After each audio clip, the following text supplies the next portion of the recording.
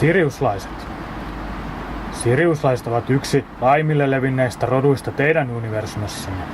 Siriuslaiset edustavat rauhan, rakkauden, diplomatian ja valon polkua, koska he ovat omalla kehityspolullaan valinneet tällaisen hyvin harmonisen, yhdistävän, asioita kokoonpanevan, asioita yhteen tuovan, diplomaattisen polun.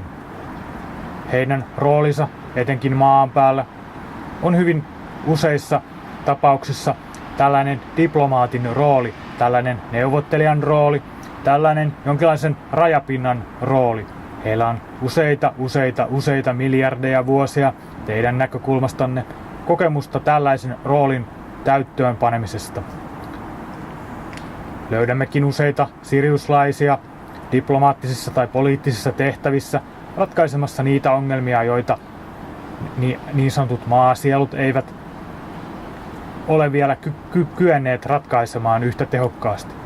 Etenkin tässä hetkessä useat siriuslaiset nyt tulevat maan päälle toteuttamaan tällaista neuvottelijan roolia, tällaista välikappaleen roolia hyvin sellaisella tavalla, että viesti kahden ihmisen, kahden tietoisuuden välillä kulkee hyvin harmonisesti.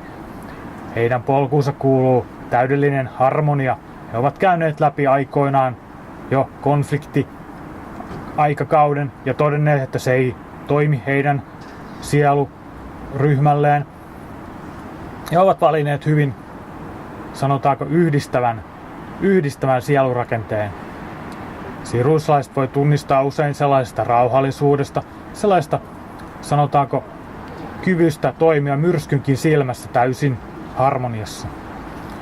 Moni siriuslainen, joka on löytänyt oman elämän tehtävänsä maan ihmisenä, yllättyykin siitä, miten hyvin pystyy toimimaan useissakin kriisitilanteissa. Heitä saatetaankin lähettää maihin, jossa on kriisitilanne päällä, ratkaisemaan näitä ongelmia, joita muut eivät samalla tavalla pystyisi näkemään. Suomessakin löytyy tuhansia siriuslaisia. Useat heistä ovat jo heränneet omaan elämän tehtäväänsä. Ja aina kun siriuslaiset löytävät toisiaan, he herättävät samalla myös kansanheimolaisiaan. Tälläkin hetkellä Suomessa toimii useita satoja aktiivisesti heränneitä siriuslaisia, joiden tehtäviin kuuluu muun muassa erilaisten ryhmien, internetfoorumeiden, erilaisten keskustelupalstojen ja muiden ylläpitäminen, erilaisten ryhmittymien ylläpitäminen, erilaisten ryhmittymien niin sanottu diplomaattinen johtaminen ja sellainen, sanotaanko, johtaminen ilman johtamista. Tämä on heille hyvin luonnollista. Voimakeinoja he eivät usein käytä. Tämä ei sovi heidän ajatuksensa siitä, että muita elämänmuotoja tulisi häiritä mitenkään, vaan he kunnioittavat myös muiden elämänmuotojen omaa kehityspolkua. Ovathan he itsekin käyneet läpi sellaista kehityskulkua, jossa hyvinkin vakavia konflikteja on käyty läpi, mutta se on ollut täysin tarkoituksellista.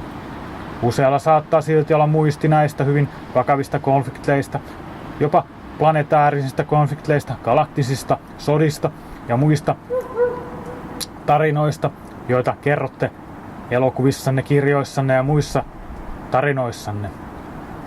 Nämä saattavat herättää ja muistuttaa siriuslaisia siitä, keitä he ovat, ja saattavat ikään kuin trauman kipupisteen kautta tuoda tietoisuuteen oman roolinsa tässä elämässä. Siriuslaiset edustavat niin sanottua sinistä energiaa. Si on tietyllä tapaa pi, myös pi-pohjainen elämä, sellainen hyvin johtava elämä, sanotaanko näin, hyvin teknologinen elämä. Teidän maassanne SIP, kemiallinen merkki, edustaa piitä. Tämä pi kuvaa hyvin sininen, Sirius, silent ja muut SI-sanat johtavat usein alkuperänsä siriuslaisista lähtöperistä. Siriuslaiset ovat hyvin luonnollisia käyttäessään teknologiaa. Heillä on hyvin, sanotaanko, hienovarainen yhteys kaikkeen silicone, eli pi-pohjaiseen elämään. Ja tästä yhteydestä on heille hyvin paljon hyötyä tässä maan kehityskulussa. kun maa nyt on astumassa kohti teknologista singulariteettia tietyllä tapaa. Singulariteetilla nyt tarkoitamme enemmän sellaista pistettä, jossa ihminen ja kone jollain tavalla yhdistyy, jollain tavalla hyvin harmonisella tavalla yhdistyy. Tulette vielä käymään läpi tätä oppikoulua maassa nyt hyvin vahvasti. Se näkyy nyt kaikkialla teidän kulttuurissanne. Olette jo huomanneet ja visioineet sen polun, jossa löydätte vielä paljon, sanotaanko, tehokkaamman tavan toimia. Sen takia moni siriuslainen nyt hyvin innokkaasti myös maan päällä toimii teknologian parissa varsinkin. Ja täällä on monia keksijöitä, tutkijoita, ohjelmoijia, tietokoneinsinöörejä, johtajia ja muita, jotka teknologista kehityskulkua johtavat nyt eteenpäin hyvin vahvalla näkökyvyllään. Tässä myös siriuslaisten tapa toimia on hyvin tehokas teknologisesta näkökulmasta. He eivät halua luoda sellaista, mikä häiritsee muita elämänrotuja. Ja tämä näkökulma auttaa myös hyvin vahvasti maaplaneettaa nyt. Ja voimmekin tässä nyt kannustaa ja vielä rohkaista niitä, jotka hieman epäilevät, tuleeko tekoäly tai tietokoneet tai jonkinlaiset näiden yhdistelmät luomaan epäharmoniaa maassanne. Tässä voimme nyt kannustaa katsomaan hieman kauaskantoisemmin näitä asioita. Ihmiskunta on jo mennyt ohi siitä pisteestä, missä tällainen massatuho olisi tapahtunut. Olette jo valinneet toisin. Ja tässä varsinkin siriuslaiset ovat tehneet hyvin aktiivista työtä tämän työn eteen, jotta tämä edistyisi sillä tavalla, että maaplaneetta päätyy harmoniseen teknologiseen tilaan. Niin, siriuslaiset, kuten ihmisetkin, ovat hyvin teknologisia tietyllä tapaa. Heillä on sisäistä teknologiaa ja ulkoista teknologiaa. Joillakin roduilla on vain enemmän ulkoista teknologiaa ja joillakin roduilla taas enemmän sisäistä teknologiaa, mutta ihmiset ja siriuslaiset ovat valinneet tietynlaisen keskipolun, jossa he yhdistävät näitä molempia, koska he näkyvät hyödyn molemmissa, eivätkä ole valinneet rajata tätä kehityskulkua vain yhteen suuntaan. Niin, moni siriuslainen myös edustaa sellaista tietynlaista hyvin aktiivista energiaa, hyvin ulos pistävää energiaa.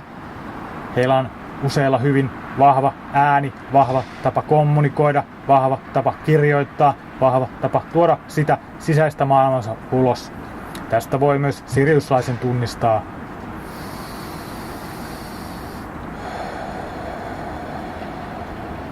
Monet siriuslaiset rakkauselämässään myös valitsevat yhden partnerin useiden sijaan, koska he näkevät siinä myös hyödyn. He näkevät hyödyn pitkäkantoisessa kehityksessä, pitkäjuoksuisessa polussa niin sanotusti. Heillä on hyvin vahva tapa katsoa asioita pitkäkantoisesti. Tulevathan he pitkälti maanne päälle nyt 6., 5. ja myös 7. ulottuvuudesta, mistä he voivat jotenkin kanavoida ihmeellisesti tätä korkealentoisempaa, korkeakantoisempaa näkökulmaansa tämän maan päälle.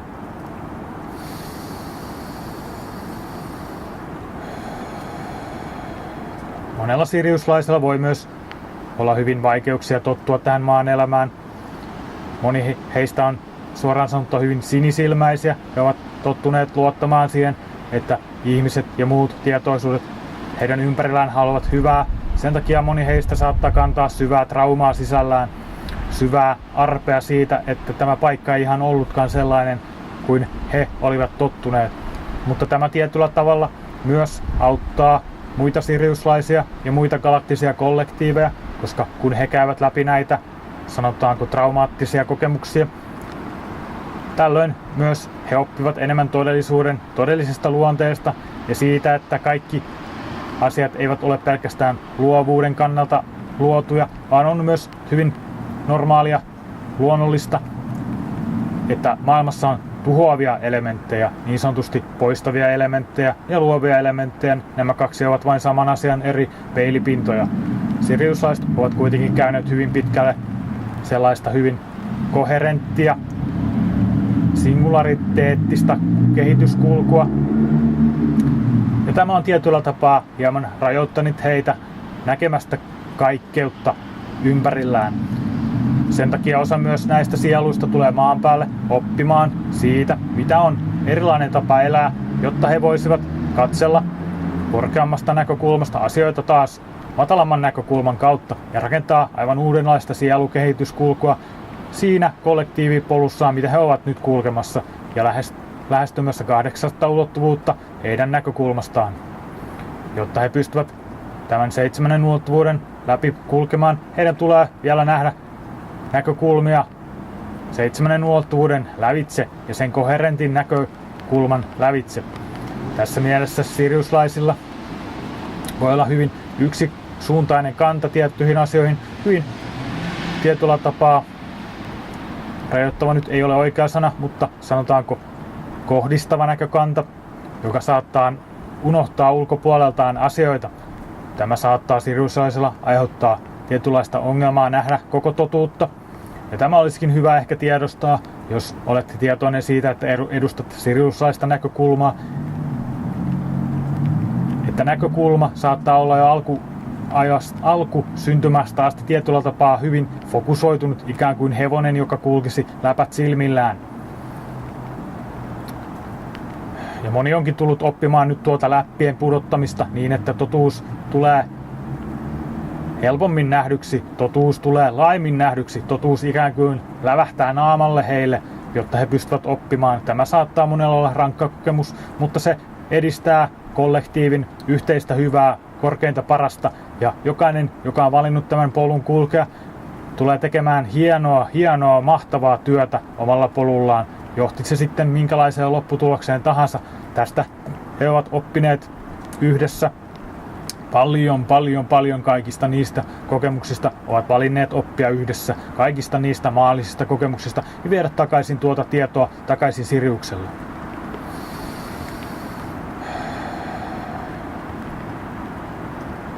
Siriuslaisten asemasta Suomessa. Erityisesti Suomessa on hyvin suuri ryhmittymä siriuslaisia. Tänne on aikoinaan tullut noin 3000-4000 vuotta sitten, 3500 vuotta sitten laskeutunut suuri siriuslaisryhmittymä, jotta se voisi täällä ikään kuin omassa rauhassaan tehdä asioita. Siitä johtuu se, että Suomessa on nyt vieläkin suuri ryhmittymä siriuslaisia toimimassa. Tämä on sinänsä erikoista. Siriuslaisia löytyy kyllä ympäri maailmaa, mutta Suomessa kansanlukuun suhteen löytyy suhteellisen paljon siriuslaisia. Tämän takia moni saattaa Suomessa tuntea olevansa kuin kotona. Täällä on monia aspekteja heti perustuslaista, heti perussäädöksistä, joita tänne on asetettu niin asetettu, että ne heijastavat siriuslaista logiikkaa.